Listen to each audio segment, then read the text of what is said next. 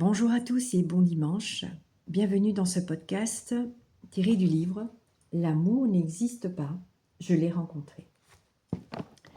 Cher tendre, j'ai très mal dormi cette nuit, comme les autres nuits d'ailleurs. Et mon côté cérébral reprend le dessus, ce qui me rend parfois mélancolique. Qu'y a-t-il d'aussi essentiel, d'aussi primordial pour me rendre d'humeur aussi peu flatteuse? J'ai mal, cher ami, oui, mal. Mal d'être encore une fois reliée au second rang, d'être la tierce, cette même personne que tout un chacun aime blâmer. Mal de ne pouvoir vous revoir quand je le désire, de pouvoir vous toucher, vous odorer, vous palper, vous pénétrer de mon âme. Mal de vous savoir dans les bras d'une autre. Mal d'entendre les mots crus qu'elle vous chuchote dans le creux de l'oreille lors de vos partages intimes. Mal de savoir qu'elle vous fait jouir de son savoir-faire pendant l'acte suprême. J'en ai mal à éprouver de la jalousie, mal d'être la personne immorale qui répète encore et encore ces schémas karmiques, génération après génération. Car non, je ne crois pas en la réincarnation de l'âme, mais je crois en ces répétitions générationnelles d'amour déchu, malheureux, misérable. Tant de situations si affligeantes, mais réelles. J'ai mal de ne pouvoir sonder votre mental et savoir où nous en sommes.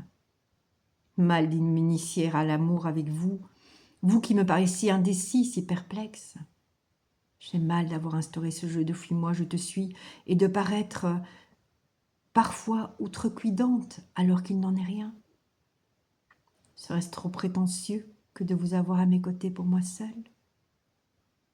Oh, croyez bien que je suis consciente que l'autre personne vous aime aussi, mais je sais qu'elle ne pourra jamais vous combler comme je l'aurais fait. Je ne la connais pas et ne la hais pas non plus. J'ai même de la compassion pour elle.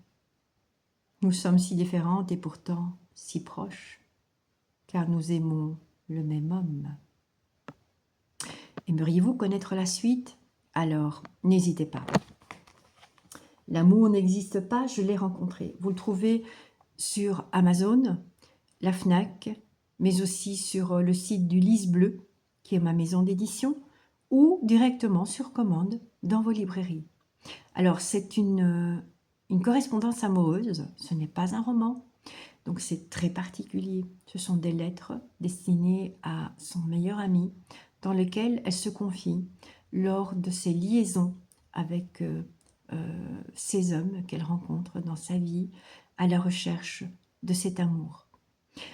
Un amour qu'elle rencontrera, ou peut-être pas. À vous de voir, et de le découvrir surtout, dans « L'amour n'existe pas ». Je l'ai rencontré. À bientôt pour la suite.